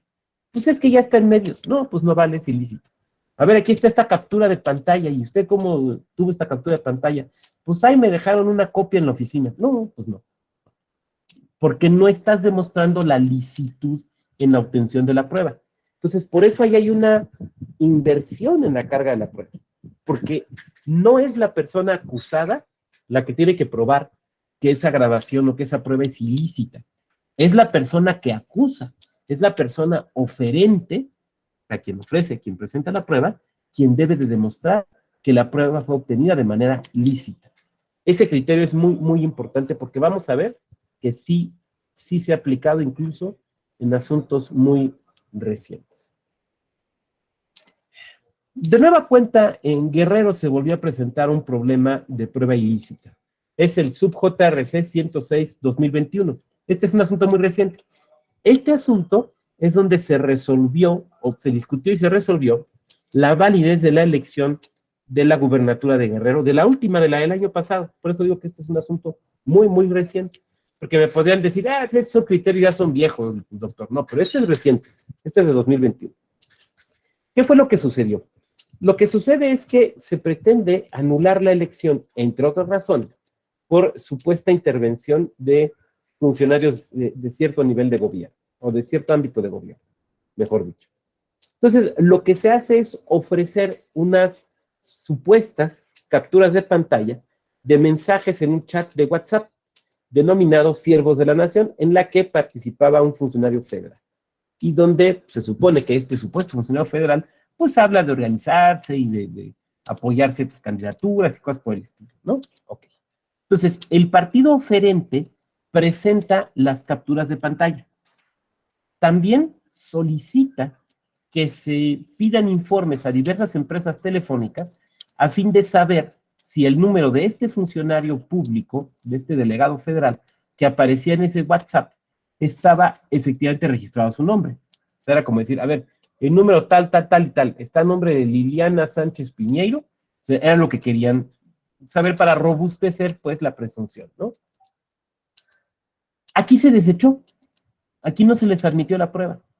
Y no se les admitió ninguna de las dos, porque si ustedes se fijan, era una prueba directa y una prueba indirecta. O sea, la prueba directa era el chat, la indirecta era que se giraran los oficios para obtener los informes. En primer lugar, los informes debían haberlos solicitado ellos directamente. Ya sabemos que así funciona en materia electoral, y solo en caso de que no se los hubieran entregado, pedirle a la autoridad que lo requiriera. Pero lo que dice aquí Sala Superior es, a ver, ¿cómo llegaron a ti estos supuestos WhatsApp? ¿Cómo llegaron? No, pues es que llegaron, no, es que llegaron, no. A ver, ¿cómo llegaron? Y el partido promovente no dice. Entonces, aplicando el criterio de Puebla, lo que dice aquí Sala Superior es, a ver, si tú estás ofreciendo estas capturas de pantalla, estos mensajes de una conversación de la que no formas parte, tú me tienes que decir cómo llegó a ti para verificar que eso haya sido legal. Si tú no me lo dices, no cumples con tu obligación de probar la causa de cómo llegaron. Por lo tanto, para mí, eso es prueba ilícita. Porque tú tenías que destruir esa presunción de ilícito. Bueno, con eso, digamos, prácticamente llegamos a la parte final de esta parte de la clase, la peroración, y ahorita platicaríamos más bien sus inquietudes, sus comentarios, sus observaciones. Pero de todos modos, mientras les dejo, pues para que vean las formas de contacto, tanto personal como institucional, saben que tenemos nuestro blog. Sería muy agradable que nos mandaran algún texto para el blog y sería un gusto publicarlo. Tenemos varias y varios estudiantes que han publicado con nosotros en el blog y queda desde luego abierto a su disposición. Tenemos también, bueno, está mi cuenta de Twitter y mi blog, donde también pueden seguir, elconstitucionalista.blogspot. Y en Twitter estoy bien difícil, me encuentran como @LobadoGrajales. Muy bien. Creo que estos últimos asuntos demuestran que el tema de la prueba ilícita se presenta en materia electoral. Se sigue presentando. Hay un asunto del cual ya no tuve oportunidad de profundizar porque desconozco la última sentencia, pero un asunto muy interesante de Chihuahua. Se denuncia se da una denuncia por un tema de violencia política de género. Y entonces la denunciante ofrece unas capturas de WhatsApp, donde pues 2 militantes de su partido político mal hablan de ella. Y el tribunal electoral, en primera instancia, el tribunal local, desestima el asunto porque considera que no hay violencia política de género. Sin entrar realmente al análisis de la prueba ilícita. El asunto llega a sala superior y sala superior no dice si la prueba es lícita o es ilícita. Lo que dice es, a ver, no realizaste adecuadamente el estudio de si había o no violencia política en razón de género. Ustedes saben que en esa materia hay una serie de protocolos que se tienen que seguir y hay una metodología para realizar el juzgamiento. Entonces, no lo hiciste adecuadamente, vuélvelo a hacer. En ese ínterin, mientras está, digamos, este peloteo de las sentencias, resulta que una de las participantes en esta conversación comparece en el juicio original y dice, sí, es mi voz, y sí, estoy de acuerdo en que se use en juicio. Entonces, pues eso ya le va quitando un poco la ilicitud a la prueba, ¿no? ¿Por qué razón? Porque supongamos que la compañera Carla sea la abogada de un partido, ¿no? Entonces está ofreciendo una prueba, una grabación. A ver, ¿y cómo la obtuvo? Entonces Carla dice, bueno, pues lo que pasa es que la militante fulano de tal está en ese chat y ella no lo pasó. Entonces hace una oficialía electoral respecto del chat y hace una oficialía electoral donde la militante dice, sí, efectivamente estoy participando en ese chat, sí, efectivamente ese es el mensaje, sí, efectivamente fue en tal fecha y sí, efectivamente yo de forma totalmente libre concurrí a mi partido, les dije está pasando esto y puse a su disposición el audio, la conversación y mi teléfono para que la puedan obtener. Bueno, ahí no hay prueba ilícita, porque ¿cómo la están obteniendo? La están obteniendo válidamente de alguien que participa en la conversación, ¿no? Ahora, por último, lo que voy a decir ahorita, si esto que voy a decir, sí ya no tiene ningún respaldo en sentencias, porque hasta donde yo sé no se ha abordado, pero me parece prudente decirse. Cuando se trata de chats, hay que tener mucho cuidado. No es lo mismo que te ofrezcan una oficialía electoral, esto es, un funcionario o funcionario electoral desde una computadora oficial entró a un chat porque se le proporcionaron los datos y las claves o a un correo electrónico, dio fe de lo que se encuentra allí y levanta una constancia que tiene fe pública. No es lo mismo eso a que te ofrezcan una captura de pantalla. Porque una captura de pantalla, en el mejor de los casos, es una documental privada. Pero una oficialía electoral es una documental pública, con un peso distinto. Y por otra parte, porque es muy fácil inventar conversaciones de chat. Es una cosa muy fácil. Es más, ustedes los han visto. Estoy seguro que ustedes los han visto. Si ustedes tienen Facebook, habrán visto que cuando viene, sobre todo el 15 de septiembre, suben una supuesta conversación de chat, ¿no? Que se llama Los Conspiradores. Entonces escribe la corregidora, dice la corregidora, ya nos descubrieron. Contesta Curi Hidalgo, voy a dar el grito. Contesta Allende, ya voy galopando, ¿no? ¡Ja, qué chistoso y todo, ¿no? Y nos reímos porque parece una conversación real. Es que hay aplicaciones para hacer eso. No les voy a decir cuáles, obviamente, pero hay varias aplicaciones para hacer eso. Y cuando tú las ves, te dicen que es para hacer bromas. Bueno, pero puede ser para no hacer bromas. O sea, puede ser para inventar conversación de lo que ustedes quieran. Entonces, si a ti te enseñan, aquí está la captura de pantalla. ¿Es ok? Yo no sé si es realmente una captura de pantalla. Y si es una captura de pantalla, ¿cómo accediste a ella? Yo no sé si se creó con una aplicación. ¿Cómo pasas a creer? Es que es posible. Es más, son gratuitas. O sea, ni siquiera estoy hablando de una tecnología que tienes que contratar a no sé quién. O sea, no. Desde tus apps, las bajas, desde la tienda de apps. Y son gratuitas. Entonces, es la cosa más fácil del mundo inventar una conversación. Inventar un pantallazo. Pero es que aparece el número. Es que esas aplicaciones te dan esa posibilidad. Y puedes poner el número que quieras y la foto. Puedes poner mi número y la foto del compañero Dante Augusto. O sea, a lo que voy es que se pueden inventar totalmente. Entonces, cuando a mí me dicen, aquí está la prueba, licenciado, mire la captura del chat, ¿eso qué? Después inventado. Siendo consejero electoral, nos tocaba resolver los peces y los poses. En Querétaro todavía resolvíamos los peces y los poses. Y en un asunto, me acuerdo que muy, muy orondamente me decía la representante del partido, una abogada competente, por cierto. Ahí está la prueba, doctor, mire, la impresión de un correo electrónico. Entonces yo me puse a estudiar el expediente y lo que había era eso, era una impresión de un correo electrónico. Platicaba yo con la encargada del área. ¿Y qué valor tiene? Ustedes que dicen que es un correo electrónico, dicen, pero es un correo electrónico. Hay una oficialía electoral sobre ese correo electrónico, o sea, entraron a correo electrónico, porque si la hay, entonces sí es correo electrónico. Pero si lo único que hay es una hoja de un supuesto correo electrónico, lo único que hay es una hoja, porque eso se puede hacer hasta en Word. O sea, yo puedo simular un correo electrónico. Ahí está el correo electrónico. ¡Pam! Es una simulación. ¿No? Entonces, muchas veces ni siquiera entramos a discutir el tema de la prueba ilícita. Es que esa madre no prueba nada. Perdónenme el tecnicismo. Eso no prueba nada. Eso y nada son dos nadas. Es como cuando me querían probar un acarreo con una cámara que se veían unos pies y que quién sabe dónde y cuándo y quién y cómo la habían grabado. No, pues, está cañón, ¿no? Entonces, bueno, se los comento porque son asuntos que se les pueden presentar y las partes suelen llegar con mucha seguridad. Ahí está la captura de pantalla. Captura de pantalla aquí en mis polainas. Eso se puede hacer en cualquier lado. Ahora, ¿me llegas con la oficialía electoral? Entonces sí te creo que es una captura de pantalla, ¿eh? Ahí sí. Ahí está el correo electrónico, es una triste hoja de papel. Entonces, ¿qué? ¿Me llegas con la oficialía electoral? Entonces sí te creo. Sí es un correo electrónico. ¿De acuerdo? Porque no nos anden espantando luego con el petate de muerto. Muy bien, yo cortaría hasta aquí para pasar, insisto, a la parte de preguntas, si puedo ofrecer respuestas, sus comentarios.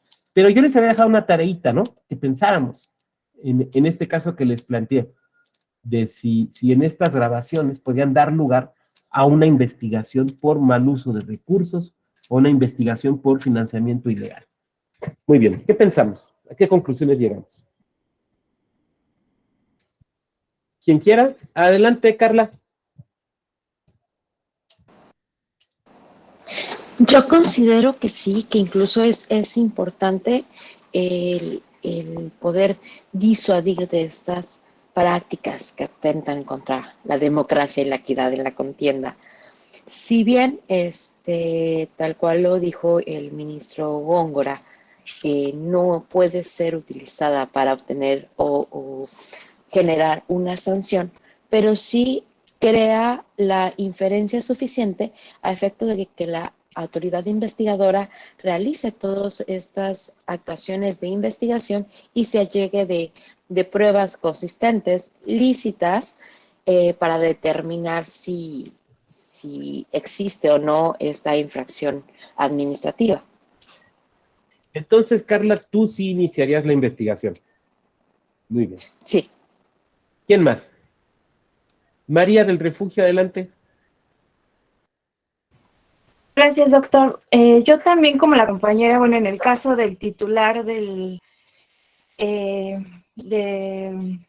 es la cuestión de fiscalización, pues tengo entendido que ellos tienen una facultad de investigación. Entonces, creo que ellos podrían investigar si hay un desvío respecto de lo que son, la utilización, se enfocarían más a ese punto. No sé si estoy bien lo muchas correcto. gracias. Ahorita lo discutimos. Muy bien, muchas gracias. ¿Quién más? Adelante.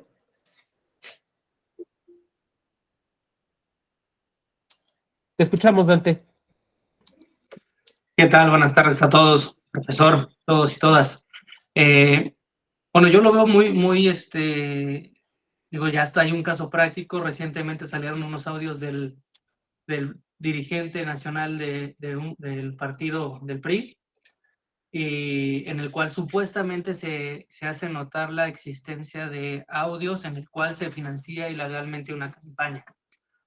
Y en efecto, sí salieron los consejeros a decir que se iba a hacer y se iba a iniciar una investigación.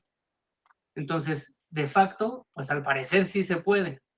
Yo creo que lo importante es saber cómo se fundamenta eso. Yo coincido con la compañera en el sentido de que sí, efectivamente, la unidad de fiscalización tiene amplias facultades, o sea, y lo dice la ley electoral, el código, tiene amplias facultades para fiscalizar. Además, el derecho electoral tiene una base constitucional, el artículo 41, si mal no recuerdo, es extensísimo, en el cual se regulan una serie de derechos y obligaciones de los partidos políticos o de todos los actores electorales.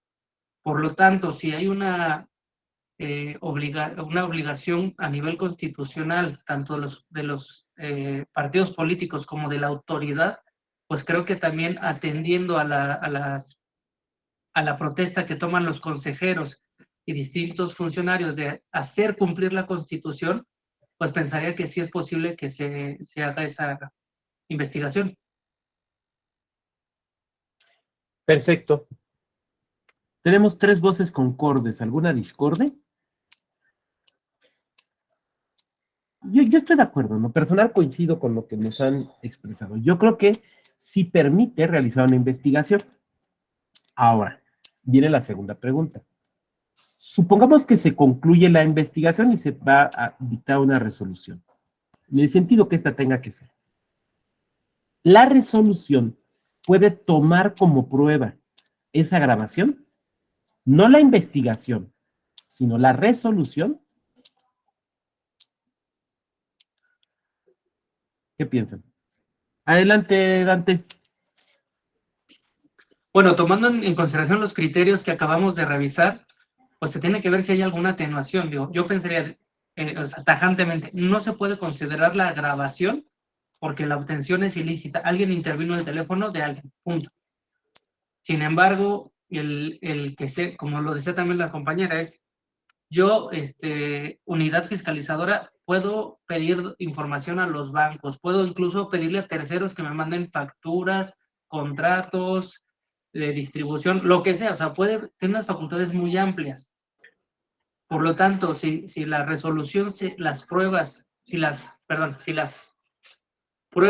en que se sustenta la resolución son diferentes, es legal. Pero si se sustenta, digamos, inicia resultando que el día tal, el consejero electoral, presidente, escuchó el audio de tal personaje y nos instruyó que con base en ese hecho investigáramos, creo que ahí sí se estaría en una ilegalidad.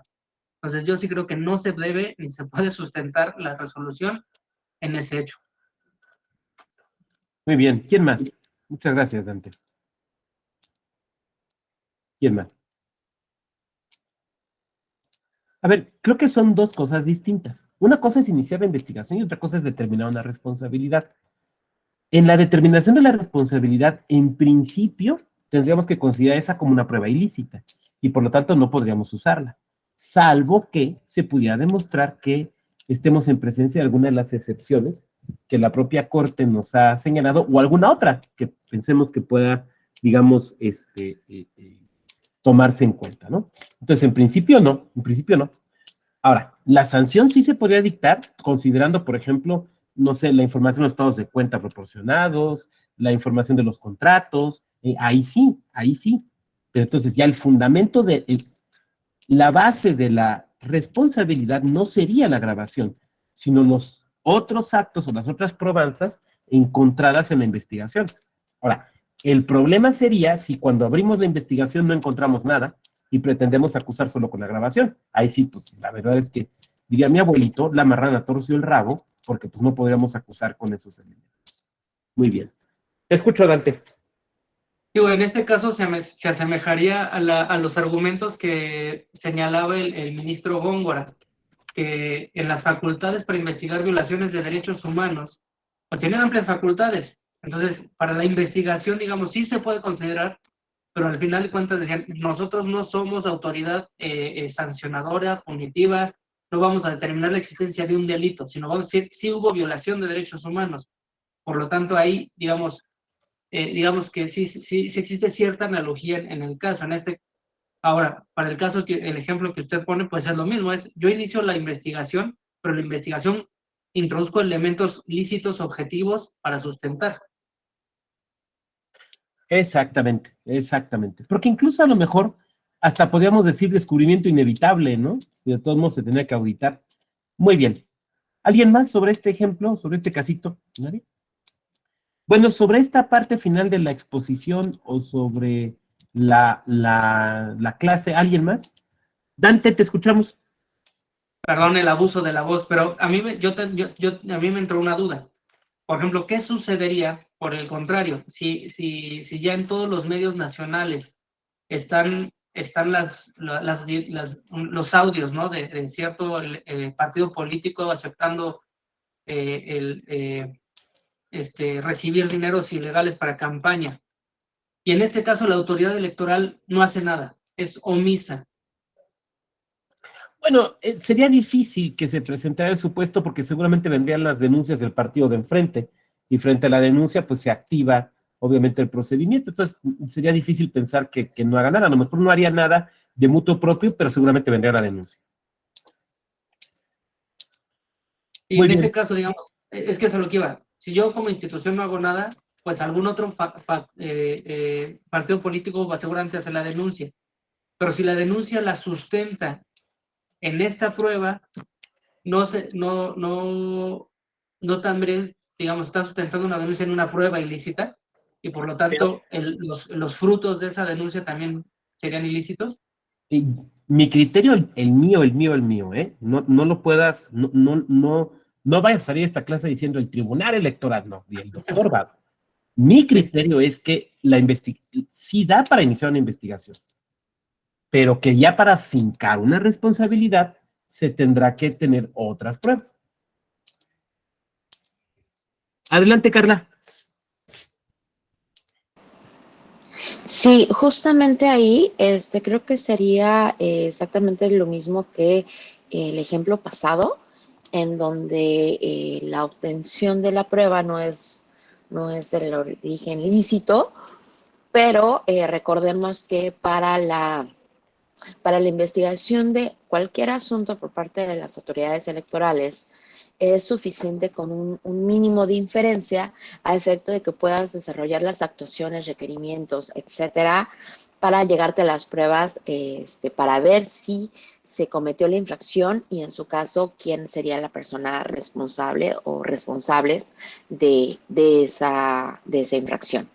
Entonces, cuando son hechos públicos notorios por haber salido en pues, televisión, radio, etcétera, si bien es cierto, lo más normal es que como autoridades nos esperamos a efecto de que algún partido presente la denuncia. ¿Por qué? Porque no nada más es que salió en el noticiero tal, un audio tal, ok.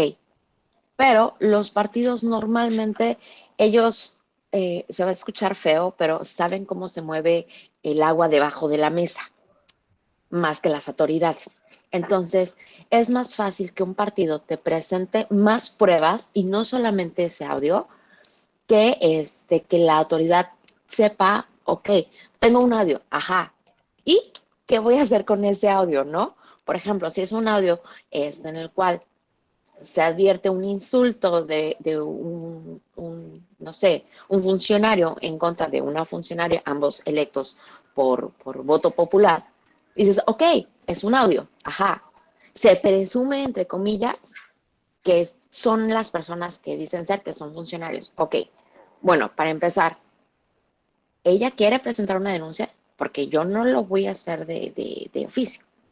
Ella quiere presentar la denuncia. ¿Ella ha sufrido algún otro tipo de violencia por parte de este funcionario? ¿Hay algún otro tipo de pruebas? ¿Él se refiere así a todas las mujeres y a todos los hombres o se lo está dirigiendo a ella por ser mujer? por ser funcional. Entonces, hay que ver todos los elementos. Si las autoridades nos dedicamos a hacer cacería de brujas, estar viendo la televisión y a ver qué es lo que hacen los partidos, pues sería un cuento de nunca acabar. Pues básicamente ese es uno de los grandes motivos por los cuales nos esperamos a que los partidos o la ciudadanía presente su denuncia y agregue más pruebas y no solamente pues, lo que se puede ver en las noticias. Pero sí, de entrada o en suma, concluyendo la idea, sí sería una causa suficiente, una inferencia para poder desglosar todas las demás actuaciones sobre las cuales sí puede el tribunal tomar de base para determinar una responsabilidad o no responsabilidad. Es cuanto. Muchas gracias, Carla. Lo único que diría tu muy claro comentario es que por eso tenemos los dos principios en los procesos particularmente sancionadores, ¿no? El inquisitivo y el dispositivo y el inquisitivo. El dispositivo que implica la posibilidad de que se presenten denuncias, porque con las denuncias hay una persona que se está haciendo responsable y que está colaborando en la impartición de justicia, acercando medios de prueba.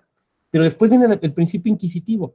Con un mínimo caudal probatorio, las autoridades electorales, particularmente las administrativas, pueden desplegar sus competencias a efecto de pues, verificar si hay otros elementos de prueba, que en ocasiones se pueden indagar, de manera tal que se pueda profundizar y dar una solución al asunto que atienda a las circunstancias y al contexto real, no solamente a lo que se presume, sino a las circunstancias y el contexto real. Muchas gracias, Carla, por tu comentario. Muy bien, ¿quién más? Elizabeth, te escuchamos. Buenas tardes, maestro. Una pregunta. ¿Cuál es su opinión personal en relación, por ejemplo, de la prueba ilícita y estas teorías que son de aspecto punitivo penal y que se han trasladado en materia electoral del fruto envenenado, que si se obtuvo una prueba por medios ilegales, que no se le pueda dar el 100% de valor a la prueba? Por ejemplo, intervención de comunicaciones, y que donde es obvio que se dan ciertas situaciones, pero bueno, sé que en la vía legal, pues son pruebas ilícitas que no pueden tener ese valor, pero su opinión personal, porque para mí, digamos, podría rescatarse algunas cuestiones y no descartarlas totalmente de ilegales. No se está cometiendo una injusticia, siento yo, pero bueno. Yo lo que creo es que el Estado no se puede comportar como un delincuente y el Estado no puede legitimar conductas ilegales, porque ahí tendríamos que condenar a dos, condenar al que grabó y condenar al que dijo lo que se grabó, y tendríamos que ponerlos en la misma celda, ¿no? Entonces, me parece que tendríamos que verlo así. Me parece también que sería muy peligroso mandar mensajes de grábense los unos a los otros, porque todo será legal y todo será válido. Me parecería sumamente preocupante. Ahora, ¿que esto puede limitar algunas cosas? Sí, pero como yo he tratado de plantear aquí, creo que puede dar lugar para iniciar alguna investigación. No para fincar una responsabilidad, pero sí para realizar algún tipo de investigación. Y por otro lado también, muchas veces quienes difunden estos tipos de audios saben que el efecto más importante que pueden tener es el efecto político. O sea, más allá del efecto realmente jurídico, el efecto político. Porque la ciudadanía pues escucha esas cosas y las califica, las evalúa y las califica de cierta manera. Ahora, yo no veo en el corto plazo un cambio de nuestros criterios. Yo no veo que vayamos a cambiar al modelo británico o al modelo alemán, donde, bueno, pues analicemos caso por caso. La verdad es que no lo veo. Y lo veo también más complicado aún en materia electoral, porque tenemos un principio que es el principio de certeza. Yo no digo que la ponderación en tanto método interpretativo no nos dé certeza. Lo que digo es que, ¿cómo decirlo para no decirlo, pero sí decirlo? Lo que diría es que no da esa misma certeza a la que estamos esperando en materia electoral, sobre todo en cuanto a la competencia de las autoridades. Entonces, no veo que vayamos cambiando de criterio. Ese sería mi comentario, Elizabeth. Muchas gracias por la pregunta. ¿Quién más? Pues estamos acabando. Sí, Dante, adelante. También tengo otra duda, digamos. Hemos visto que la prueba ilícita es ilícita desde su origen. Una vez te ofrezco un video del cual no tengo autorización, unas fotos que no tengo autorización para mostrar, etcétera. Pero puede existir el caso de solicitar, ofrecer una prueba y que durante la secuela procesal se torne ilícita. Digamos, me estaba imaginando, en un juicio se solicita una inspección judicial en una casa o en un terreno, en algún lugar, algún domicilio, para que inspeccione algo. La prueba debe estar perfectamente delimitada. El funcionario que va a hacer la inspección pues, tiene que ir a inspeccionar lo que se le ordena o se le pida que revise. Y se tiene que valer de sus sentidos. Pero en ese caso, digamos, llega al domicilio, empieza a inspeccionar y como no ve nada, empieza a interrogar gente. Oiga, ¿y usted qué opina de esto? ¿Y usted qué cree? ¿Aquí quién estaba? ¿O qué había? Y digamos, y quizá en el domicilio no se encuentra no sé, falsificación de boletas electorales, pero en el terreno de al lado se asoma y ve aquí hay boletas, toca y empieza a dar fe de esos hechos. En este caso, la inspección judicial estaba destinada a un domicilio y a un objeto particular.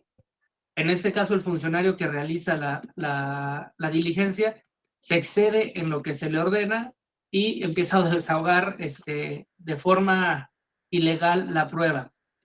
En este caso también, ¿esas declaraciones serían ilícitas?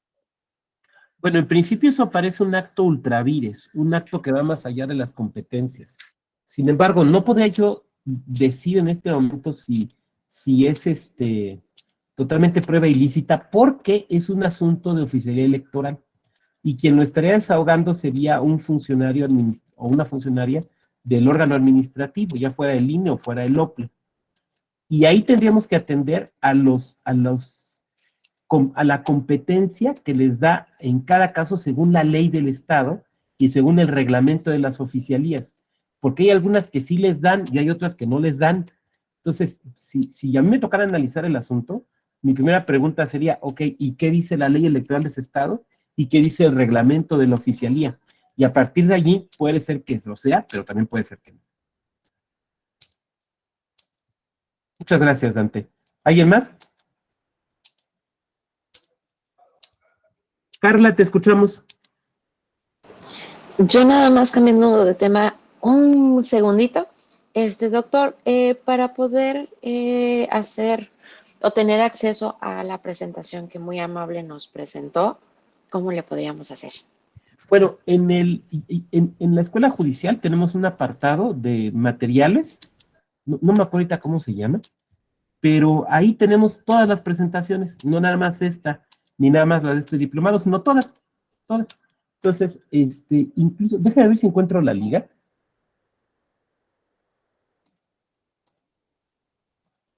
Porque si la encuentro de una vez, ahorita te la pongo.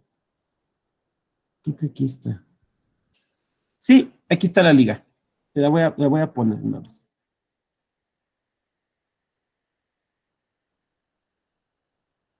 A reserva de que busquen el sitio, pero ahí está la liga específica a las láminas que utilicé hoy. Bueno, estos 3 días, ¿no?